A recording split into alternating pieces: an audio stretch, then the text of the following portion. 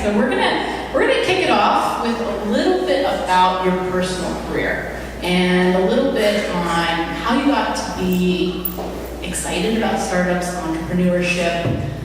You don't have to race to try to be the first one. I can pick. I'll go first. There we go. So let's start with down that path. Tell us a little bit about how you got here. Well, I was an entrepreneur back in the late 90s, early 2000s, back in the dot-com era, when the internet was very new. In Tucson, I had a dot-com startup that I presented to the Desert Angels in fall of 2000. Company did not get funded, which was the right choice. But I liked what the group was doing, so I got involved with the group, Desert Angels, in 2001, and I've been involved with the group ever since. You want more of Curtis, did your life start in 2000? I don't think so. Well, so I had a handful of companies I operated, retail, real estate, healthcare.com. So a handful of things I was doing entrepreneurially in the early 2000s. I guess I should back up. Prior to that, I grew up in Atlanta. Born and raised in Atlanta, Georgia. Went all the way up to the beginning. I grew up in Atlanta, and being a kid in Atlanta, the Olympics were in 1996 in Atlanta, and so timing was right and at that point in time in my life, I was racing bicycles, and I wanted to make the Olympic team in 96 to race the Olympics. I got second in the trials in 96, did not make the team. So at that point, I hung up my bike and got into the entrepreneurial world. Through my experience as an entrepreneur, I gained 70 pounds. That picture up there is much closer to what I was when I was a cyclist than I am today. Fast forward through my entrepreneurial career into kind of 2003, and I got back on the bike just to be healthy again, and I actually started competing again, and competed enough that I got a pro contract. And so at that point in my life, I gave up everything I was doing in the entrepreneurial world, and I went racing bikes for 5 years professionally, traveled the world. Amazing life experience, and wouldn't give it up for anything. 2009, had an unfortunate bad accident in Australia, and came back, after spending a month in a hospital in Australia, came back to the States with that career behind me, and the Desert Angels said, well, we're looking for a new leader, and they put me in charge of the group in January of 2010. See, if you get rejected from something, you can always go back. Very true. All right. He knew it. I was trying to get to the cyclist part. He knew it. Jim, let's hear about you. Well, my dad was an entrepreneur. After World War II, he started a business to do manufacturing. Some of you may know the called The Graduate. Anybody seen The Graduate? Well, the message was plastics. My dad was in the plastics business, and he made, most of you won't know this, but in the old days, televisions had knobs. You turn them around. My dad had 100% market share of all TV knobs in the United States. And you may remember, some of you may remember, that cars didn't have digital readouts, they had mechanical things. And to know how far you went, there were these little wheels in the car. Told you how many miles you rode. My dad had 100% of that market. So he was a pretty successful entrepreneur. And there came a moment when it was, son, do you want to come to work for me? And the answer was, absolutely not. Of course. So I went to work for big companies, but then in the big companies I started to start some things from scratch. And things just kind of went on over the years. I did private equity kinds of deals, and then one day I was invited to become the CFO of a $650 million business that was in real trouble, with the idea of dealing with $750 million worth of unhappy debt and an inability to raise capital. So I had to figure out what to do, which was to sell the company. So I solved the debt problem, found a buyer, bought the company, fired the CEO, and asked me to take over, to digitize Encyclopedia Britannica. And that's how I got into the software business.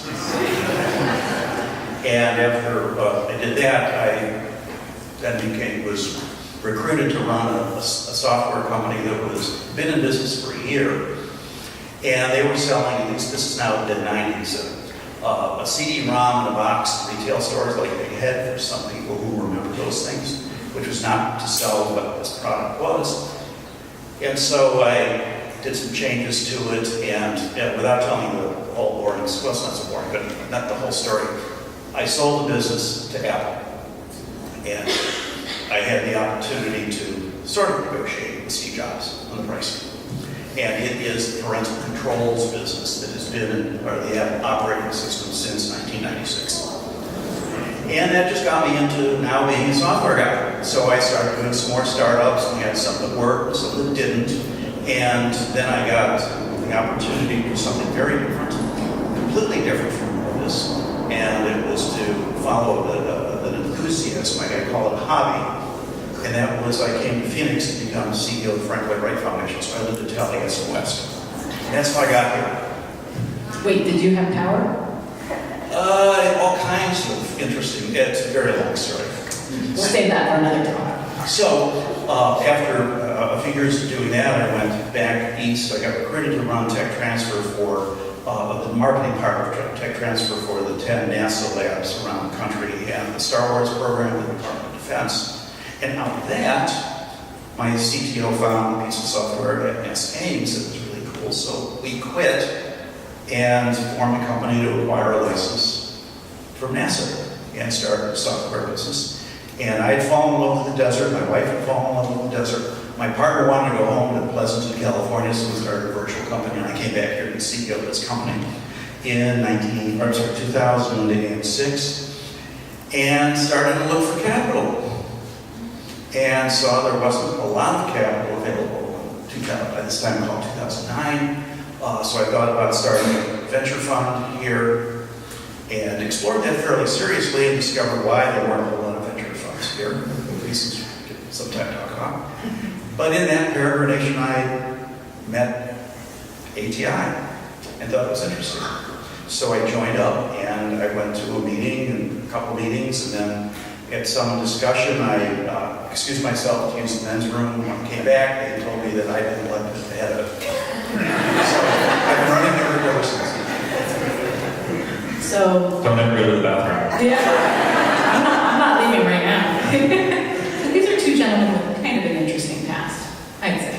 Wow, quite impressive. So taking all of your experience, how have you leveraged your past experience of being an entrepreneur, knowing what it's like to run a business and transform a business, being an athlete, into being an investor? What do you use? What tools do you use from that toolbox? I pull a lot from being a professional athlete. Being a professional athlete, especially in cycling. Cycling is not a sport like baseball or football where you show up to practice together as a team and everybody's there at the same time and working together. You are incredibly self-motivated. You have to do things on your own time, your own schedule, and come prepared to race when you get to the start line. So that there was a lot of life lessons I learned being an athlete, just all motivation and perseverance and getting through. I mean, in cycling, there are lots of situations where you hit the deck, you wreck in a race, and you have to, if you're in a stage race, you have to get to the finish line that day. So the only thing that prevents you from doing that are broken bones, and sometimes even that doesn't prevent you from getting to the finish line. But to be able to start the next day, you have to get to the finish line to be able to start the next day if you're racing a stage race, a multi-day race. So I've taken a lot of personal experience from having to motivate myself, and then also my experience of being an entrepreneur. And then pitching to investors and appreciating how hard that is. As entrepreneurs, you're going to hear no a lot, and you have to be used to hearing no, and you have to persevere through that and keep pressing on until you get that yes that you know is there, that you know is there. Yeah, I'd add to that. You start with the idea that you do have confidence in yourself to do whatever it is that you're doing. But I could say with this experience in selling to Apple that I love to take credit for being this brilliant guy who just absolutely beat up Steve Jobs in this negotiation. And so we actually did real well. Everyone who's successful takes credit for their success. I ran a business. I joined it after the founder had raised $7 million in venture money. So a good start in an interesting space, but it was actually way too early. And I pivoted that business to be very interesting. We had great customers, marquee customers, a great pipeline. We were 6 months from being cash flow positive.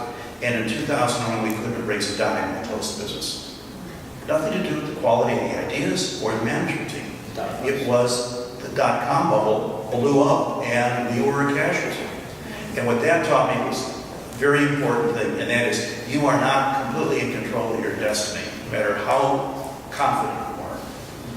And that shit happens, you gotta live with it. And sometimes you can deal with it, sometimes you can't. And that inculcates, I think people a degree of humility about what it is that you're building. It's not about you, it's about the business. And everybody that's associated with you, whether it's your team, your investors, or your partners, you're trying to accomplish an end that you hope is going to work, but recognize that no matter how good you are, that may not be what's necessary in certain circumstances. Take the ego out of it. So you've been all over the world, you've lived all over different places. Why does Arizona and Arizona startups have a sweet spot for you? What makes Arizona? Well, I love it here. I mean, quality of life is a big deal. Obviously, I've spent a lot of my life riding bikes out in the weather, and that's what brought me to Arizona was the bicycle. Tucson is a very strong cycling community.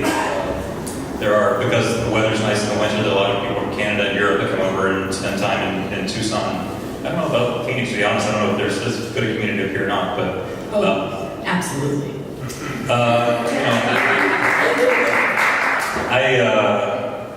So for me, what attracted me to Arizona was the quality of life, and then figuring out that there is this very strong entrepreneurial spirit here.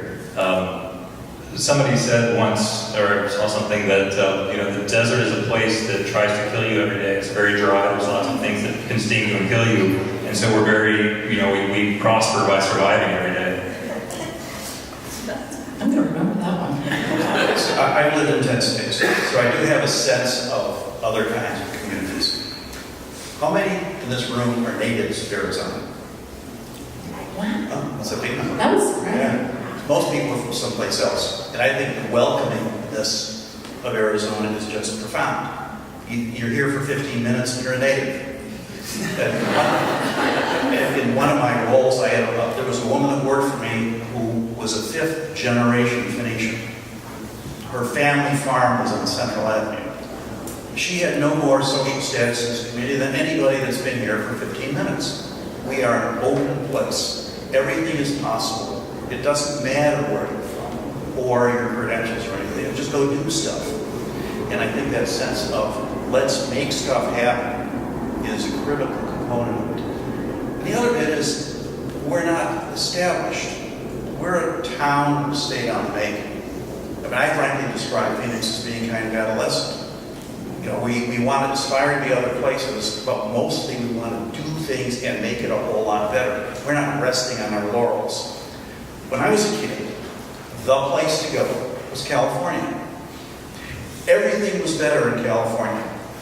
The educational system was the best public education system in the country. The roads were great. Jobs were great. Everybody could get a job. And the way it is now, I just came here from California. I ran here. this is the place, this is what California was 50 years ago. And I think that excitement, together with the sun that shines most of the year, makes it great. Yeah, I just want to add a comment that in the late 90s when I didn't know Tucson, people didn't know me, I was relatively new to town. A gentleman said to me, in Tucson, I'm assuming this is probably true in all the state, all you have to do is raise your hand. If you want to be involved, you want to get engaged, all you have to do is raise your hand and say, I'm here, and I want to do something, I want to help. And you will get accepted, you will get incorporated, and you will be put to work. to what probably most of our crowd wants to know about your two groups. Now, let's see if there's a myth. Do you guys fight a lot? Are you competitive? Or do you get on the phone with each other every day and talk to each other? Let's hear about that. We are really good brothers. We are two distinct groups, each with its own history and its own interests, with a huge amount of overlap. And we play well together. If he throws the ball, I'll catch it, or the other way. Absolutely. Yeah, Jim comes to my meetings. We have monthly dinner meeting in Tucson. I come to Jim's meetings. He comes up here, obviously. And we share deals. We share diligence. We co-invest all the time. We share investment vehicles. So it absolutely is a great relationship, and frankly, it has to be, because until not that long ago, there wasn't a lot else in terms of funding for early stage capital for startups. ATI and Desert Angels, there was Greyhawk before that. Well, I guess Harry had a couple of funds here and there, but for the very early, startup stage, there really hasn't been much else. So we have to get along, but we do very well, and we like scotch, which you haven't touched yet. I've been enjoying mine. I brought crystal glasses. So if a founder goes and just does a horrible pitch to you, you're gonna talk to each other. Or there's just an idea that you're like, this is not gonna work.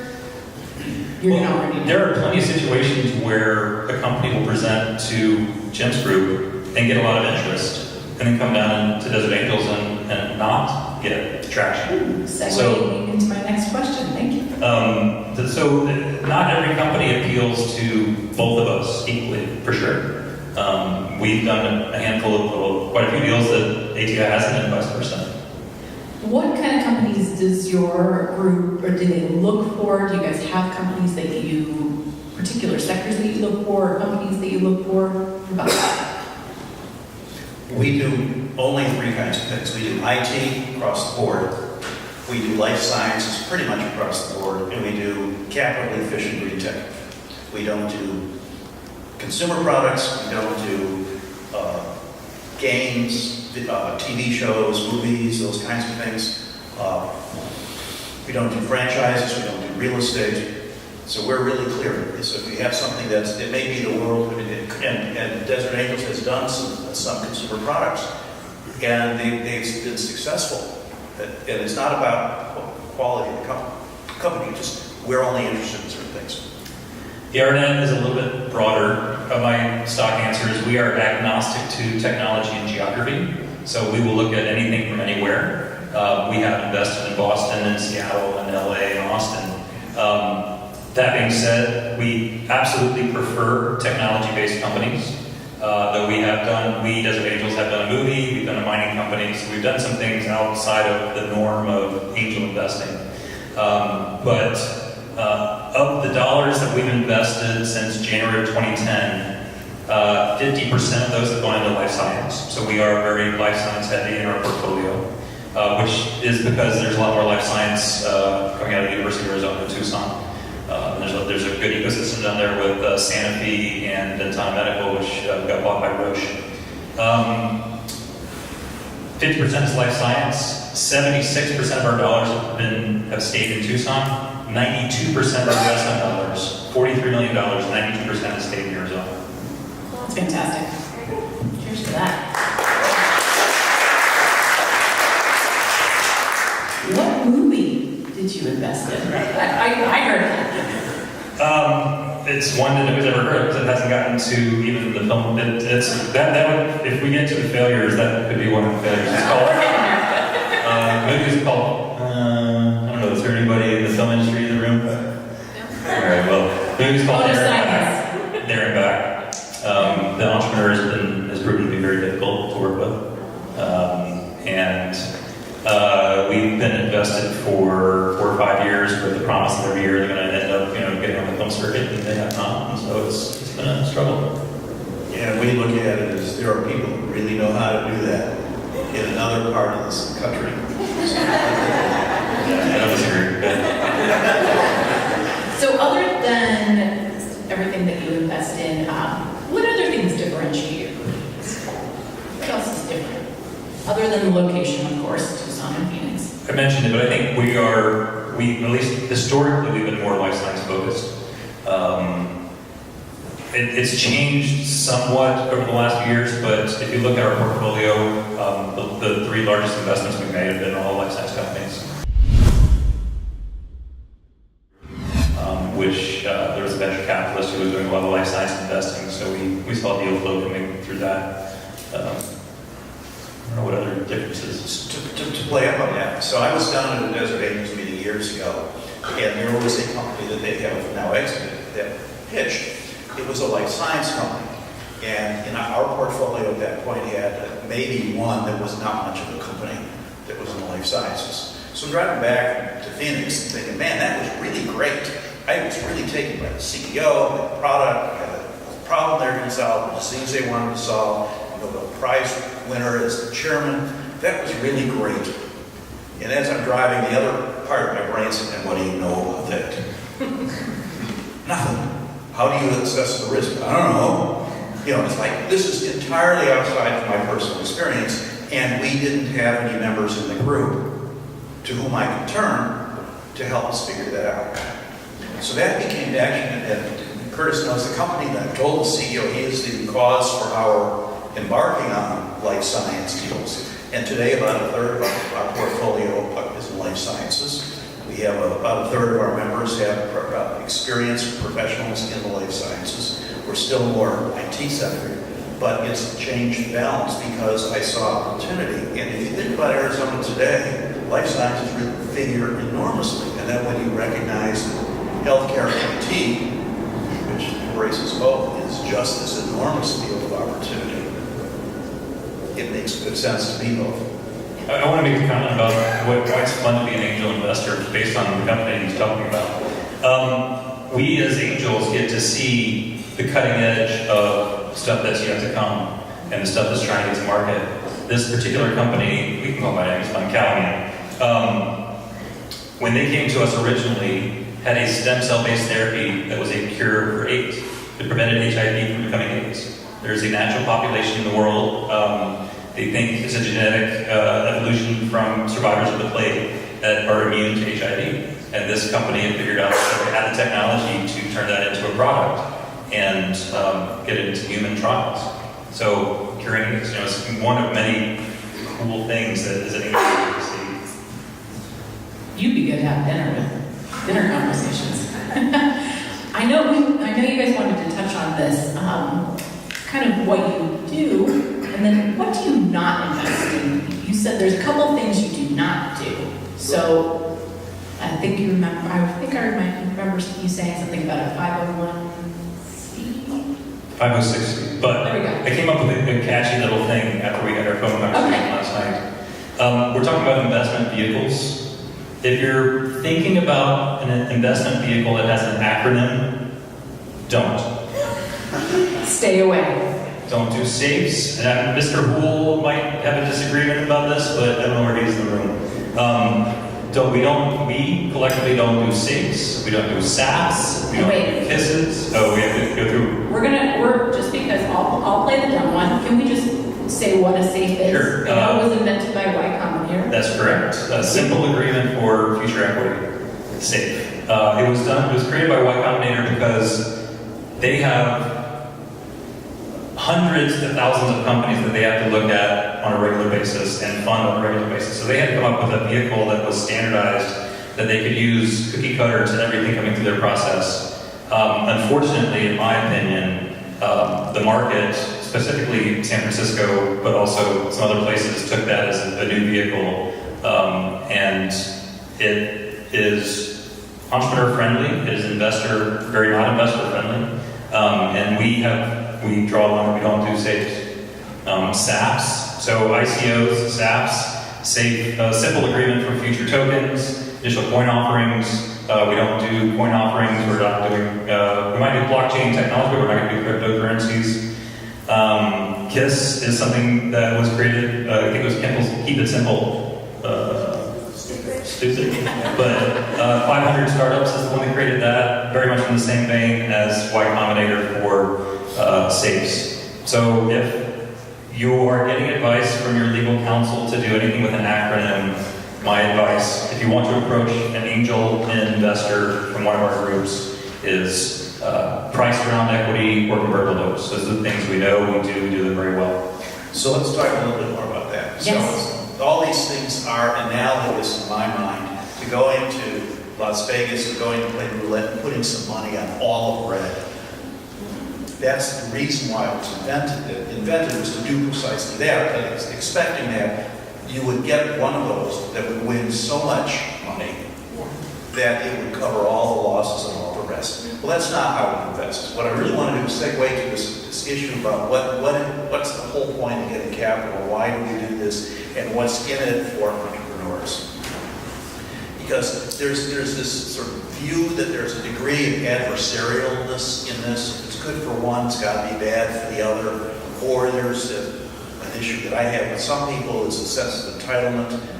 We have capital sitting in our pockets, so our obligation is to give it to people because they want it, because they're cool, or whatever it may be. They have the best idea. Or just being cool. And lots of people just think they're cool, and that's somehow an entitlement to causing other people to fund them. That sounds to me an awful lot like an allowance when you're 11. So the real issue is if you are an entrepreneur and you're devoting your life to a business to build it, and you don't have a lot of capital put into it, which is the condition for most entrepreneurs. Sooner or later, as you are going to acquire collaborators, human capital to assist you to build your business. So also do you need partners to help you build a business that do have the ability to contribute what they have, which is some money. So we are, at the beginning and the end, we conceive of ourselves as partners. We're not interested in being jerks. We're not venture capitalists. It's really, really important thing here. Just think about it this way. If we were a venture capital fund, we would be the vintage of 2018. In the venture capital world, the customers of venture capitalists are their limited partners. The pension funds, the ASU Foundation, the pension funds from very large corporations or unions or whatever, who are judging all these VCs against each other and how they perform. So the people who work in them have an obligation not only to provide a return to them, but if they don't do a very good job, they're not going to get funded again. Think of it like applying to college, where the colleges only accept the top 20% of the high school class that you're in, and nobody else. If you're a student, you want to go to college, you'll do anything to be in that top 20%. And that's how venture capitalist behaves. Because if you're not in the top 20 percentile of funds in your vintage, you're probably not going to get the ASU Foundation to invest in your funding. On top of that, if you're a junior person in a big fund, you're making $800,000 a year, you don't want to give it up. If you're a partner in a VC fund, you've got the potential for making hundreds of millions of dollars. You don't want to give that up. So they behave in a certain way. It's pretty logical why they do that. We're writing our own checks out of our own pockets. A completely different view of what our role is with the companies in which we invest. So we're not VCs. We're not jerks. We want to be not your friends. We want to be your partners to collaborate to build the business that you're going to run to make us both very successful. So if you look at what we do, we invest in a minority position in the company. Founders, and then there's subsequent executives, can be dominant shareholders. We're, in a sense, along for the ride. VC. We like some VCs when they take us out for big multiples. So I think it's a really important thing to understand. We are not the enemy. But Do you hear that? One more time. But we are rational. And if we see hundreds of companies every year. And we're looking at hundreds of different alternatives. And no matter how wealthy somebody is, they can't afford to invest in every one. So we're rational. We make decisions. Which do we think are the best companies to invest in? So telling me you've got a cool idea isn't the point. showing me that you've got the best idea. Now that's interesting. And that's the competitive part that's really interesting. And I want to reinforce this thought, because if you think about yourself as making it the best, making it so investors want to be your partners, not having an expectation they damn well better be your partners because you're so cool, or you've solved a problem that you think nobody else has done, isn't good enough. And when you turn it into that partnership, then there's a really great way of collaborating to get things like, I have invested in a company 6 times because I believe in it. And it's just now getting going. Well, that brings me to one of my last questions, because I want to give the audience some time for questions. We're going to do a little rapid fire questions. Those are just fun. But my last question is, what makes you excited about a company and what makes you run? Because obviously you've invested in a company 6 times and they're just starting to get going. So what brings you that excitement? Previous experience is helpful. Strong management, market traction. So we like to see companies that have a product in market that people are willing to pay for. So the further you can get down the path to customers paying for your product, the more excited I'm going to be. Large markets, so that you can play in a large market, we be more than one competitor in the market, and still be a tremendously successful company. Yeah, I start with the last one. As the famous architect in Chicago, 100 years ago, said, make no small plans, make no small business. If your business is going to grow to $10 million and that's it, take the time that you have and your brain power, go do something else. Do something important. Something that's going to make a difference, because there is a big need. I mean, we're ultimately in the improving the human condition business here. And this kind of change isn't good enough. And we won't invest in little changes. Or if we find that we have, we want to get out of them. So think about it as a big problem that you can solve and you can demonstrate that you know not only how to come up with technology that can solve the problem, but you can actually figure out how to sell it to the customer. We think customers is the most important word in any business, but particularly in startups. Revenue. Yeah, you don't have that. The only people that are going to give you revenue are your customers. If you don't know how to get to them, you don't know who they are. You tell, we had, well, we're going to sell to the Defense Department. Huh?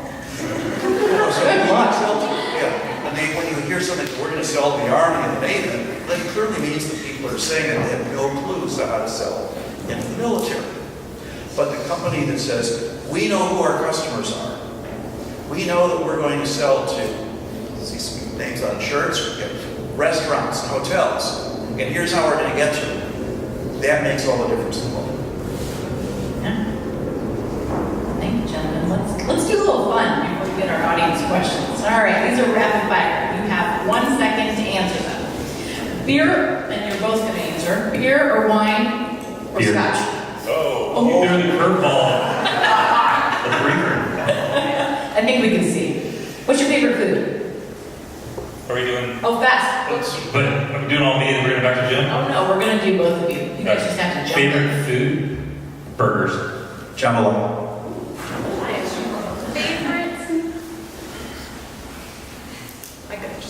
Favorite app on your phone? Email. Abs. Mac. Favorite holiday? Christmas.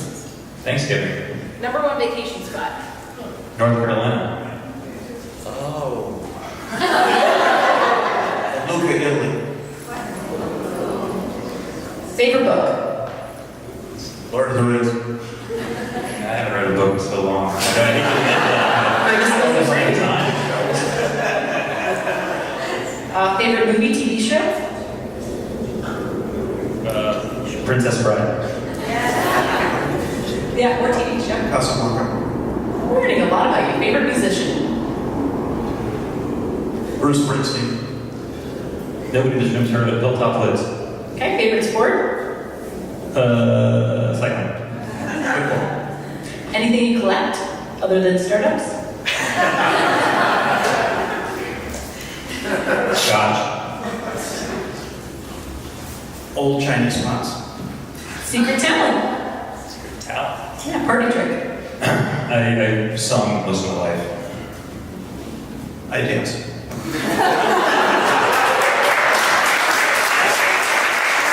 We'll do two more. Your top strength as an investor.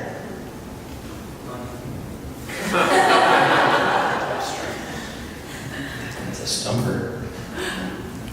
Try to pick the hard ones. You know, we think we can pick from the start, but the ones that win are not the ones necessarily think we're going to win. So I can't say necessarily that we're good pickers.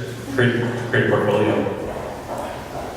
Try to listen. I can't say I'm really successful at it, but I try to listen. And the last one is one thing left on your bucket list, yet to be done. Haven't been to Alaska.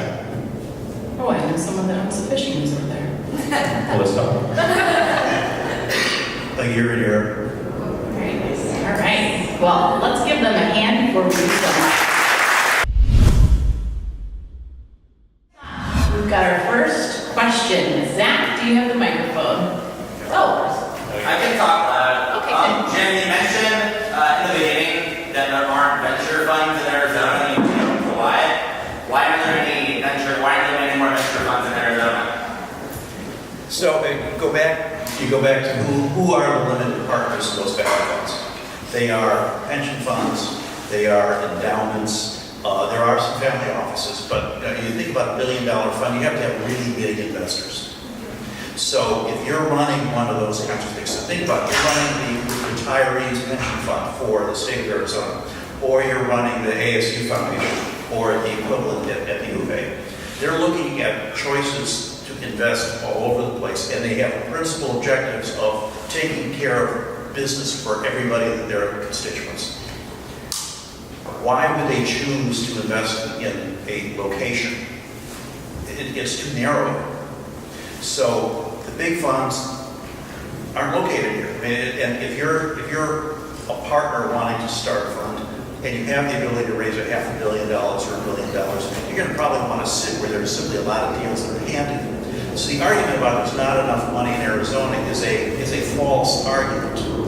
The issue is about great companies, and if there's a VC will come to town and invest in a company. We see this all the time. They'll be based somewhere else because there's simply more deals somewhere else. Well, if we were to have a lot of great companies, if Benchmark could have 3 portfolio companies in Phoenix, there'd be a person here. So it's a question of who the investors are and how the limitations are. So the fund people that are doing funds now. So Tallwave has a fund, for example. They're very analogous to what it is that we do. They have a little bit different organizational structure, but they do approximately the same kinds of things we do. Great question. yeah. As you look across your portfolio and see entrepreneurs when they're pitch deck a couple times, what do you see in patterns you get really excited about? You look back at the winners, and what do they have in common? Curtis said it before, and that's serial entrepreneurs. If you've been there, you've done something, successful or not, you know what this process is all about. And you have typically a much more measured view of what is necessary to accomplish a business. And I think when we look at a lot of other companies that have been successful, people have been doing this before and have some scars to show for it. And I would say, while I totally agree with everything Jim just said, entrepreneurs that have come up with a solution to a real world problem. So a problem that needs solving in the world, that they have come up with the best way to solve that. Too often we see solutions to problems that don't exist, and it's hard to get market traction if they ever do. So creating a solution to a real pain point that exists in the world that people want to pay for. Have you heard of I might have. That's our next speaker for February, Mike P. So come in February, a little plug. Next question. So when you're considering to invest in a startup and a said startup has market traction and some revenue, how important is it to have a co-founder? And specifically, would one of the co-founders need to be a technical expert? I find it very important personally. So we are all individuals investing our own dollars. So everybody's going to have a different lens they look through. So I can only speak for myself. I find one-person teams very challenging because one person can't do everything. They can't solve all the problems. They don't know the answers to everything. So having somebody who's maybe stronger in the business set and somebody who's stronger in the technology set is a very valuable team. And that's something that I do look for. So one-person teams are hard to invest in. 2 to 3 person teams, co-founding teams are better. I go even further. The idea of somebody saying, well, I'm going to do everything. I'm the quarterback of the team. I'm going to throw the bomb, and I'm going to run down the field and catch it. Not a strategy for succeeding at anything. And one of the things that we look for in our entrepreneurs is their sense of themselves and what they're good at and what they're not good at. When somebody comes in and says, well, I'm going to be the next Steve Jobs, Zuckerberg, and I'm going to grow my business from $0 to multi-billion dollars, and I'm going to do it all because I can do everything. There's a door, there's no walk out, because you're not going to do that, and those straight lines aren't straight lines. Business is a team sport. There's technology. If you're in a product, you've got the whole supply chain issue. You've got strategic leadership, you've got sales, you've got marketing, all kinds of new marketing technologies that are applicable today that didn't exist 15 or 25 years ago. All these are different skills, and in the real world, you need professionals to do those things. An amateur trying to do them all isn't good enough. So the whole question about a quality team is about really good people. So I'm going to use another analogy that I use all the time. If you won the batting crown in AA ball, baseball, for those of you that don't know, that's an embarrassment. Because you're the best of the second rate. You weren't good enough to be the worst player in the major leagues. This is about being a major league player wanting to be an all-star. If you have a business, you have to think about it as selling everywhere in the world at the end of the day. There are no little markets of anything anymore. So you have to be on a game that is very good, which means you have to have very good co-founders and employees. And if you don't have a team that starts with 2 or 3, you better go get them. And then figure out what are the other skills that you need to build out that team. And it's not going to be your brother-in-law, your pal. It's going to be people who are really good at those things that you're not really good at. No participation trophies. Leslie. So nobody's perfect. Do you have any biases or weaknesses that you feel you have to be aware of or overcome when it comes to deciding which ventures to invest in? So one of the reasons we do this as groups is to have all sorts of other really smart people looking at things and ensuring that you don't get overly enthusiastic about something. Because you can get just really, and if you have a really great, you're all CEOs of startups. You're passionate about your business. You're not kind of baloney passion. You really are. And you're committed to it. And you know how to articulate that excitement. That's going to rub off on people. So initially, everybody, one of the things we all know is we can get excited about a lot of things. And that is the other part, the brain stuff of being rational, to say, you got to think about this, not just be excited about it. So it's the tempering your own enthusiasm for something. If it looks, and not just that it looks too good, but just, oh, I really like this because it does all these really great things. You got to take a step back. And it's not necessarily applicable to this group, but that's the power of investing in an angel group, is being in a room of accomplished people who have an incredibly broad skill set, who can assess companies, technologies, people, marketplaces, and collectively share that knowledge and help us hopefully achieve better outcomes. And one other thing I would add to that is, So we apply a lot of rationality. So between our groups, we've got the better part of 200 members. We're going to share our intelligence with those 200 people on an awful lot of deals. We're still going to make mistakes. We're going to lose our money, 100% of our money, on a whole bunch of them. It's just the way the world is, and you have to be accepting of that. So it means you really want to try to be as rational as you can and tamp down that excess enthusiasm real quick. Once you make an investment award, how do you stay involved with the company? What kind of guidance, what kind of authority, what kind of decision making do you help that business with to make sure they're successful? Yeah, as much as we can, depending on the magnitude of the investment we make, sometimes we'll take a board position. Obviously, it's a very small investment, then we're just along for the ride. But if it's a serious multi-$100,000 or more investment, then we're going to ask for a board seat so that we can have some oversight and control there. We put in controls into the investment agreement as well to try to put some controls around what we do. All day long, we're going to open our, try to help the entrepreneur, help the company meet new customers, meet more management if they goals in management. So we as angels are very active and engaged, and because we have a vested interest in this company succeeding. So we do get involved. We don't take an operational role, but we do sometimes take a board position. So you think of it this way: if you have in our group, we together, we don't not very often get to $1 million. But let's say that we have $1 million to put to invest in a company. So if we wrote a check to Apple to buy $1 million worth of Apple stock, you think senior management's going to take our call? $1 million investor. Yeah, it's just nothing. If we've written $1 million check to your company and we call him, you can answer the call.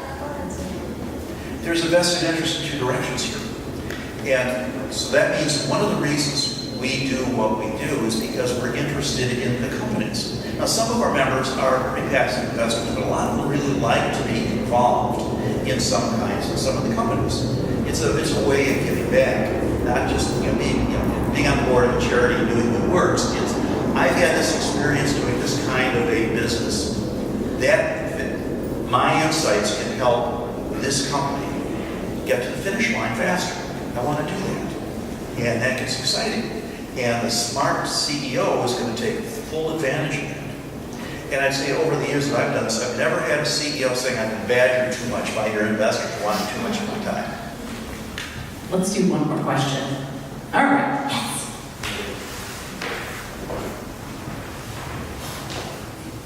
Hello, gentlemen. Thank you for sharing your stories. They're very inspiring. My question would be, what is the return on investment that you are looking for or that you require if you are to invest in a company? So we are very early stage investors, investing in equity in your company.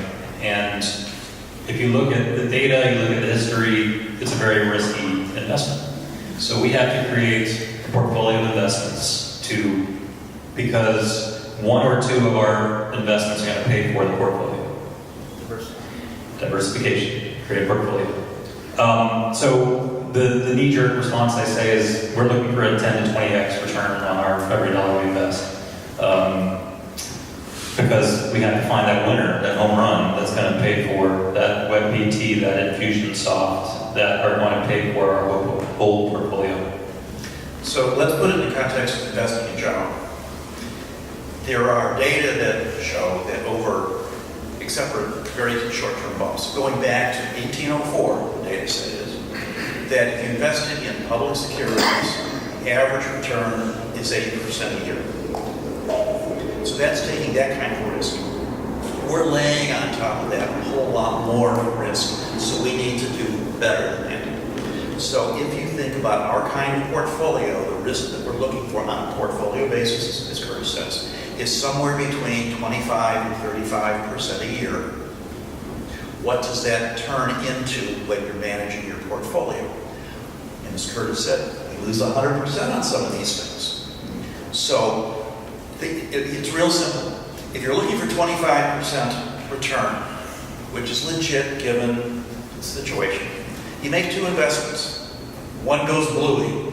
You lost 100% of your money. They're exactly the same amount of money you invested. That means you have to earn 50% on the one that succeeds. So you take those kinds of notions and apply it to a bigger portfolio, and it really says that 10 times money turns into an internal rate of return of somewhere between 55 and 65% a year on the ones that win to cover the losses that you're going to incur. And that is the kind of number that we think about all the time. Now, the interesting thing here is that entrepreneurs look at this, 65% on my company, you should be happy with a little return. I'm taking all this risk. Answer is, we get a little piece of the company. If we make 65% for the 20% of the company that we own, and we put, let's say, $1 million into it, and you're the founders and you put $30,000 in, and you've got 80% of the company, if we've made 65%, you have made so much money that you should not be unhappy to share that little bit with us. Yeah, absolutely. Well, thank you, gentlemen. I think I'm under contractual obligation to say Arizona Innovation Challenge. Make sure that everybody applies to the AIC. Randy wanted me to say that. So. I saw him giving you the vibe.